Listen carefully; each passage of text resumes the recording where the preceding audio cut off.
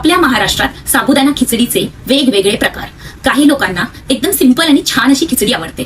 थोडंसं तेल टाकायचं, मिरच्या टाकायच्या, मीठ टाकायचं, भिजवलेला साबुदाणा टाकायचा आणि वरतून मग मस्त शेंगदाण्याचं कूट टाकायचं. Simple and sweet. पण नाही, काही लोकांना त्याच्यामध्ये असे बटाटे टाकायचे.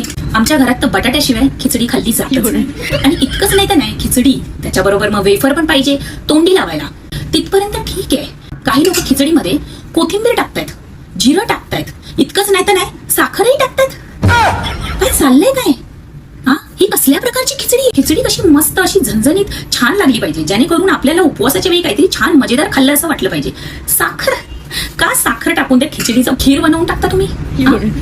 काही लोकांना खिचडी खाताना दही पाहिजे, दहीमध्ये साखर टाकलेलं पाहिजे. काही लोकांना काकडीची कोशिंबीर पाहिजे, म्हणजे शांत बसून खिचडी नाही खायची. आणि काही माझ्यासारखे जे दूध आणि खिचडी खातात. या साबुदाणा खिचडीची हालत आहे ना, भाताच्या खिचडीसारखी करून टाकली आहे.